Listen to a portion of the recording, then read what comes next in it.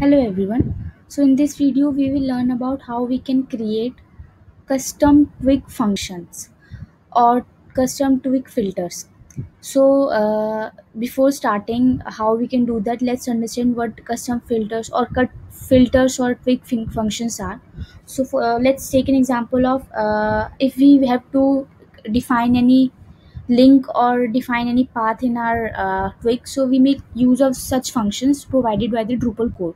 So these functions are implemented in the Drupal core by extending through this class called twig extension and this service twig dot extension. So these are the functions which are provided by Drupal. So in case if we have a need of implementing any logic and provide any such function which is doing any or showing as something in twig, we can do that by extending this class called as twig function, which is used to register various Drupal specific extensions. So we will be using this class, and then we would be um, creating that class, or I would say that service, by extending this service. So uh, before wasting any time, let's just jump on to creating our twig extension. So as I've told, we have to create a service and extend that service from this class. Let's start with creating a service. So let's call it as Drupal hacks dot quick extension.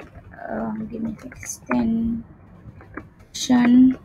demo class. I would say Drupal hacks and quick extension demo. It would be tags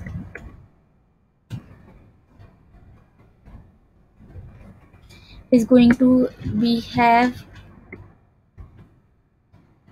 quick dot extension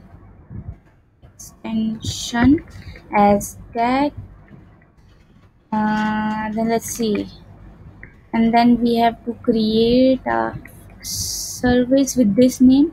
So we'll go inside this is the path. So Drupal inside my custom model Drupal hacks and a service with this name. So let's go and create inside our source folder a new file. I have the basic template for creating such extensions, so I would be using that template for saving some time. um, so let's go with giving a name to this service. .php it is going to be. So here it is. Here it is my extension class. So the my extension class is extending twig extension. We can go and check out the functions which we can use inside this class. So these are the list of the functions which we can use for this demo, or a basic twig extension.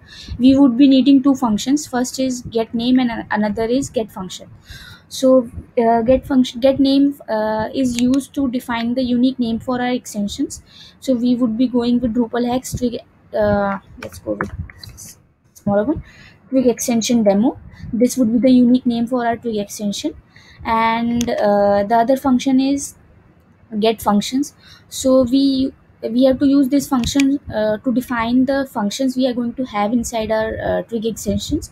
We can have multiple functions defined inside our twig extensions, like we do have in Drupal core. For this example, I would be using a simple function which renders form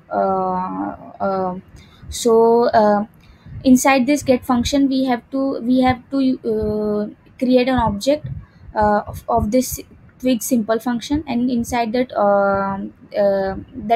constructor inside, while creating the object of this class, we have to pass on three arguments or parameter, I would say. So first parameter represents the name of the functions we are going to have for the function.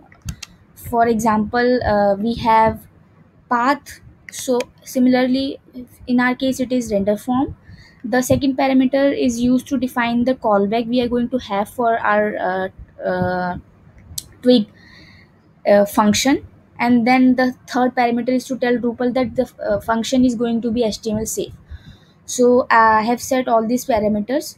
The callback for my render form twig extension function is going to be render form itself. Then this function is basically a callback and is printing this form uh, with Drupal builder, a static function of Drupal.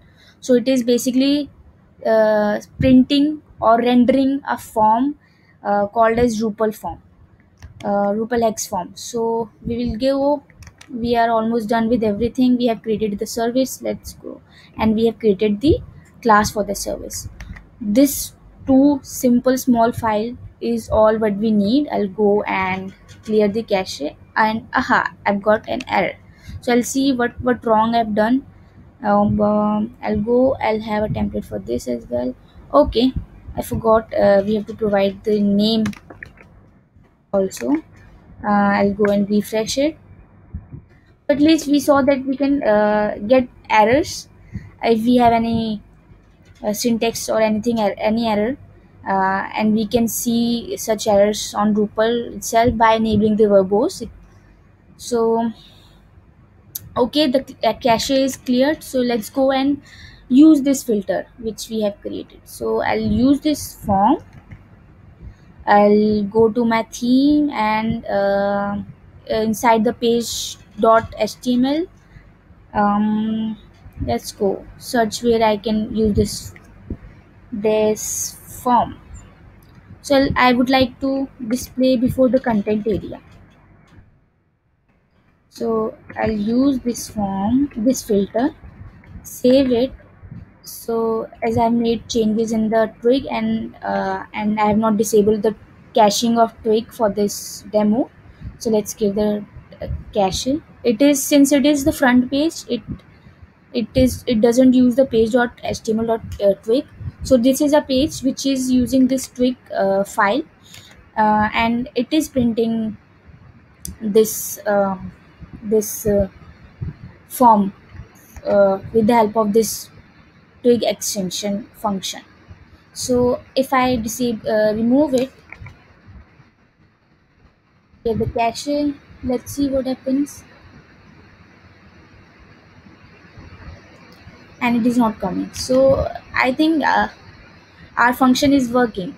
We can make it dynamic as well before closing this video, by passing the argument here and then using the arguments here. For example, I can make it dynamic by form id or form class, and um, form class, and pass it here as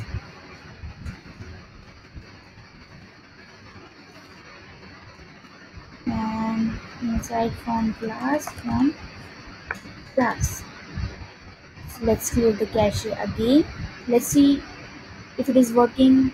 Dynamic uh, Dynamically passing the argument is working or not. And it is.